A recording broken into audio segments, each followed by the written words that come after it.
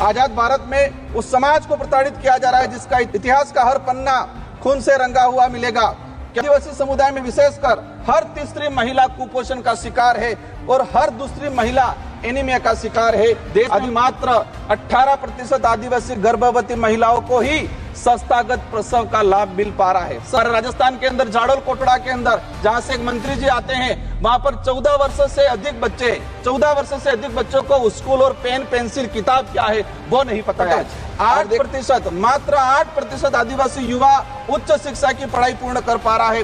देश के अंदर देखा गया है वर्तमान में कि 85% आदिवासी परिवार की पहली पीढ़ी पढ़ रही है और 20% आदिवासी ऐसा है जिनकी पहली पीढ़ी भी आज पढ़ाई नहीं कर पा रही है। मनरेगा की मजदूरी 200 रुपए मिल रही है, उसको 600 रुपए तक किया जाए और 100 दिन का जो रोजगार है वो 200 दिन तक किया जाए। जल जीवन मिशन की बात हो रही थी, लेकिन ट्राइबल इलाके के अंदर 27% टारगेट अभी तक पूरा हुआ है, वो भी सैंक्शन धरातल पे पानी नहीं पहुंचा है। मैं भारत आदिवासी पार्टी की तरफ से देश के आदिवासी, दलित, ओबीसी, मुस्लिम, अल्पसंख्यक, गरीब, मजदूर एवं इस देश में रहने वाला प्रत्येक गरीब वर्ग का व्यक्ति जो मानवता और भारत देश के संविधान में विश्वास करता है उनकी तरफ से बोलने के लिए खड़ा हुआ हूं।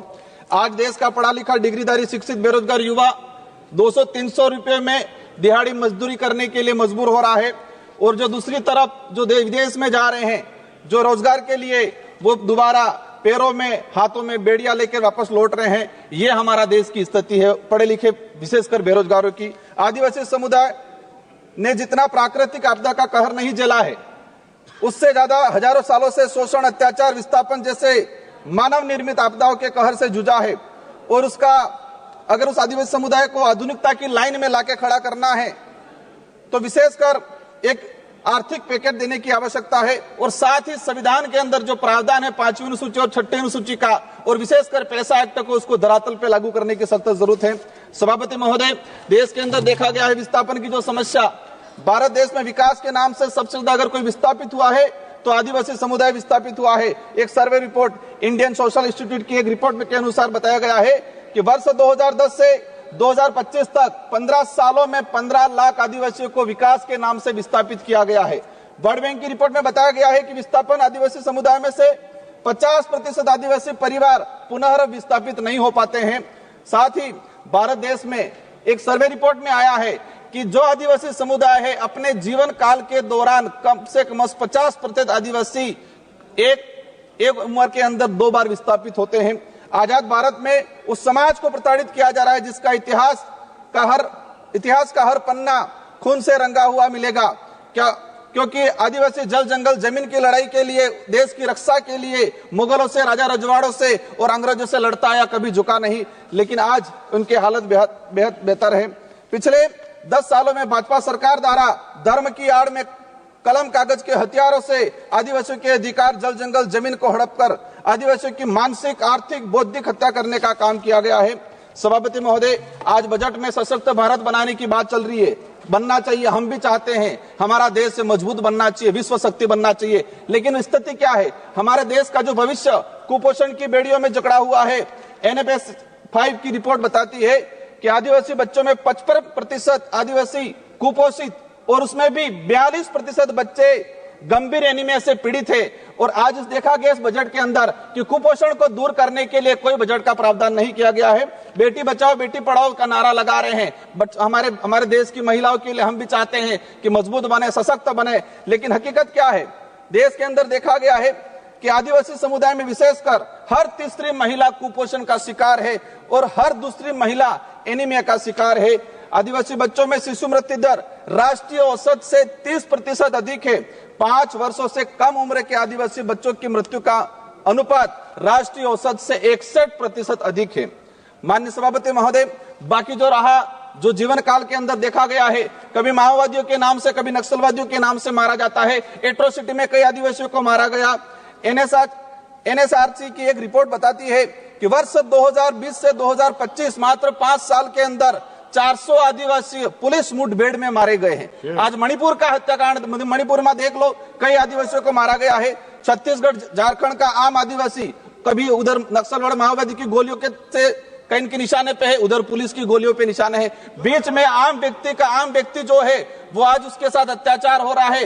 हर दिन एक न एक व्यक्ति मारा गया है। आदिवासी दलित पिछड़ों को सशक्त बनाए बिना हमारे देश भारत देश को सशक्त भारत बनाने की कल्पना करना एक कोरा सपना रह जाएगा। स्वास्थ्य सुविधा की देखा जाए, आदिवासी क्षेत्र में पीएससी सीएसपी की सीएजी की एक रिपोर्ट आई है कि आदिवासी बाहुल्य क्षेत्र में जितनी जो पीएससी सीएससी है वहां पर 60% डॉक्टरों के पद रिक्त हैं।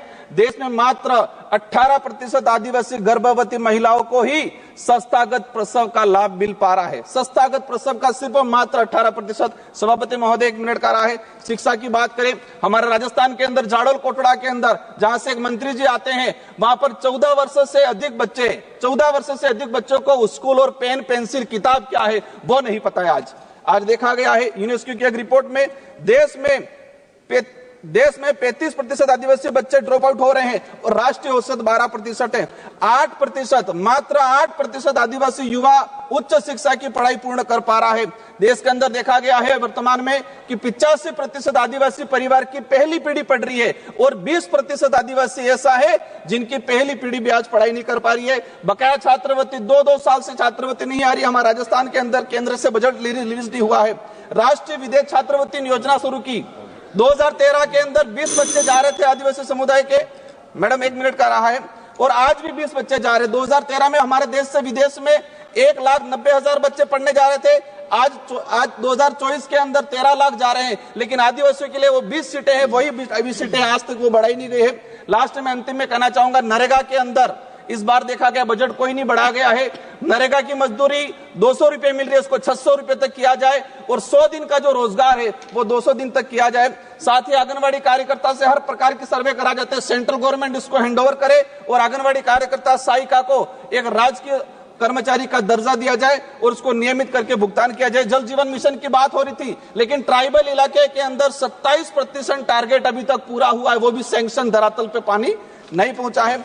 अंत में कहना चाहूंगा, एकलव्य मॉडल की बात चल रही थी। हम चाहेंगे, अभी घोषणा के स्वागत करते हैं इस बात का, लेकिन उसको धरातल पे इंप्लीमेंट बहुत जल्दी होना चाहिए। किसानों की बात है, देखा गया किसानों पे गोलियां बरसाई जा रही। किसान क्या डिमांड कर रहा है? एमएसपी की डिमांड कर रहा है। किसान चाहता है जो खेत में जिस मेहनत से उसने कमाया है। सभा की कार्यवाही मंगलवार दिनांक 11 फरवरी 2025 को प्रातः 11 बजे तक के लिए स्थगित की जाती है।